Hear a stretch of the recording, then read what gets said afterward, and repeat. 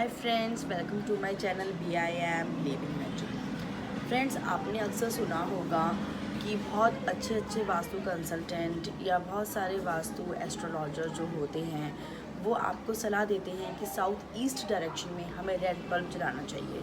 तो आज मैं आपको इस वीडियो में यही बताऊंगी कि किन लोगों को रेड बल्ब जलाना चाहिए और किन लोगों को रेड बल्ब नहीं जलाना चाहिए, कि हर उपाय हर कोई नहीं कर सकता।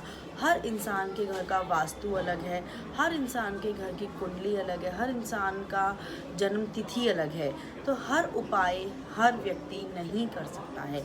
रेड बल्ब सबसे पहले मैं आपको बताना चाहूँगी कि ये होता किस लिए है। एक्चुअली में क्या होता है, साउथ ईस्ट डायरेक्शन वास्तु के अनुसार लक्ष्मी जी की डायरेक्शन मानी गई है। ऐसा कहते हैं कि लक्ष्मी जी घर में आती हैं, प्रवेश करती हैं तो साउथ ईस्ट डायरेक्शन में ही वास रहता है उनका। तो इसीलिए वास्तु के अनुसार साउथ ईस्ट डायरेक्शन में कभी भी वॉशरूम, टॉयलेट्स या सीवर या सेप्टिक टैंक्स नहीं होने चाहिए। ऐसा होने से लक्ष्मी जी उस घर में वास नहीं करती हैं। एंड अब कई बार क्या होता है कि हम अपना सामान कैसे भी अपने हिसाब से घर की सेटिंग कर देते हैं, अपने हिसाब से कहीं पे भी हम गमले लगा देते हैं, अपने हिसाब से हम कहीं पे भी हमारा टीवी लगा देते हैं, सोफ़ा सेट लगा देते हैं, डाइनिंग टेबल लगा देते हैं। पर वास्तु में हर चीज़ की अपनी एक डायरेक्शन है एंड अपना उसका एक उपयोग है, जिस तरीके से हमें उन चीज़ों को लगाना चाहिए या घर की सेटिंग करनी चाहिए। तो फ्रेंड्स, साउथ ईस्ट डायरेक्शन अगर हो सके तो आप ज़्यादातर उस कोने को, चाहे आपका बेडरूम है चाहे आपका ड्राइंग रूम है, उस कोने को आप खाली रखें एंड वहाँ पे आप रेड बल्ब जला सकते हैं।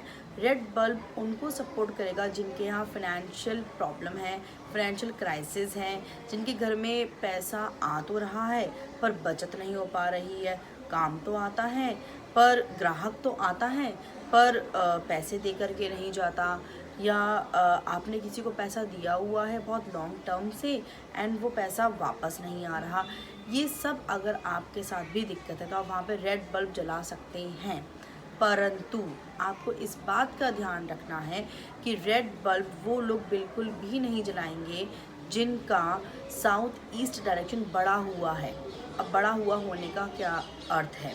बड़ा हुआ होना यानी कि अगर आपका घर का जो प्लॉट है वो हमेशा आयताकार या चौकोर शेप में ही होता है, मतलब रेक्टेंगल या फिर स्क्वायर शेप में होता है।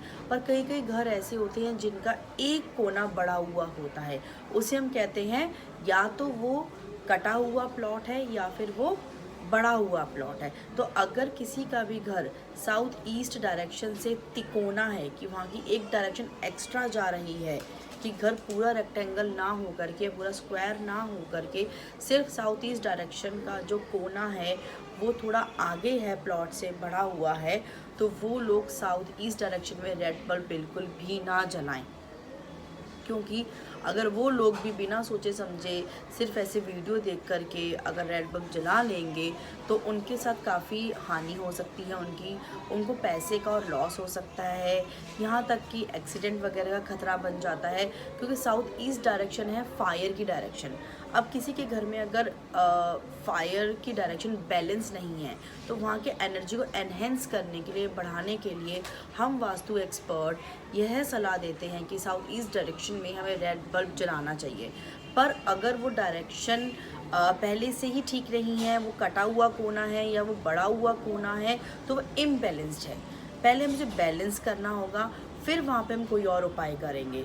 तो ये ध्यान रखिए, जिनका भी साउथ ईस्ट डायरेक्शन बड़ा हुआ है प्लॉट का या कटा हुआ है, वो कभी भी वहाँ पे रेड बल्ब ना जलाएं। तो मेरी आज की वीडियो में बस इतना ही। मैं और ज्ञान के साथ नेक्स्ट वीडियो में आपसे मिलती हूँ।